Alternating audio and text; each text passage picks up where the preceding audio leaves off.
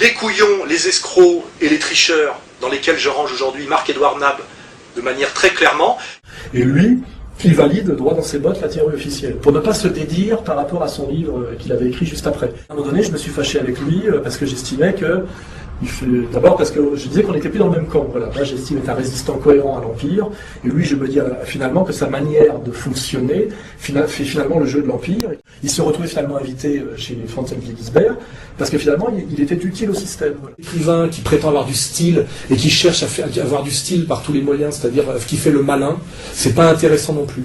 Grotesque si on prend Nab. Les gens n'ont pas de temps à perdre à lire 700 pages de narcissisme, par exemple. Moi, j'ai du talent. J'ai du talent pour les idées, le logos. J'ai écrit des grands livres qui sortiront. Voilà, parce que dans la séquence 90-2010, il n'y a personne. Il y a même Nab, tellement il n'y a personne. Vous voyez ce que je veux dire? Comme je pourrais parler de Nab si j'étais méchant, c'est des types qui sont finalement... qui ont identifié quel était le pouvoir, et qui finalement sont comme des enfants gâtés, ou des enfants turbulents avec le pouvoir, mais ce sont les enfants du pouvoir, voilà. Ils ne sont pas dans l'opposition.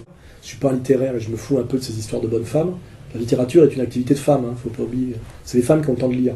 Nous, les hommes, on travaille et on fait la guerre. Que Nab m'insupporte quand il dit « Ah, ça sent l'Afrique ».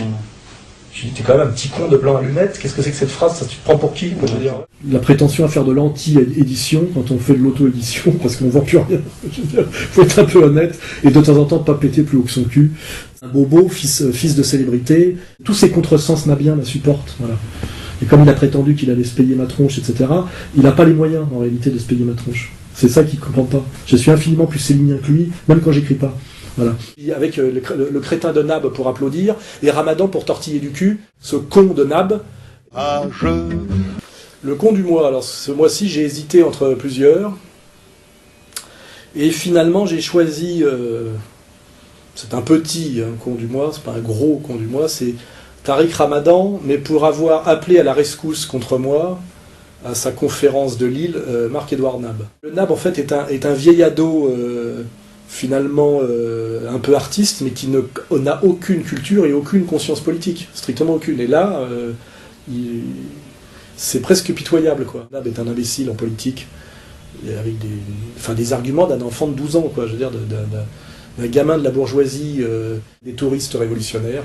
Ils sont fiers d'être allés en Tunisie, j'y suis allé, j'y étais, et finalement, il y a chez Nab un mépris du peuple français, et du peuple et du français, qui est très affiché depuis toujours. Il est toujours ailleurs et au-dessus, alors que c'est quand même un petit bourgeois français à lunettes.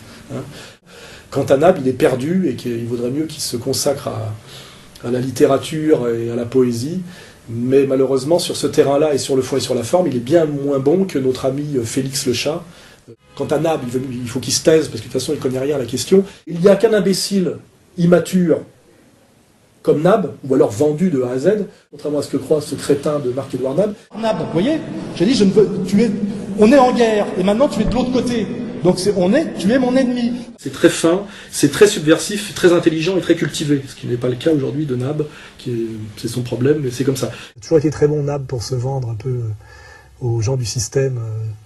Marc-Édouard Nab, si son cerveau s'était pas bloqué à partir de l'âge de 25 ans et qu'il n'était pas devenu un ado attardé, sans aucune culture politique ni conceptuelle, donc c'est bien mieux écrit que Nab, je le dis toujours, et bien plus subversif. Et lui est beaucoup plus dans les... Il se croit au-dessus du social. C'est autre chose que du Marc-Édouard Nab. Ceux qui ont aimé Nab, ou les ados qui sont au Nab, s'ils veulent passer à l'âge adulte de la grande écriture,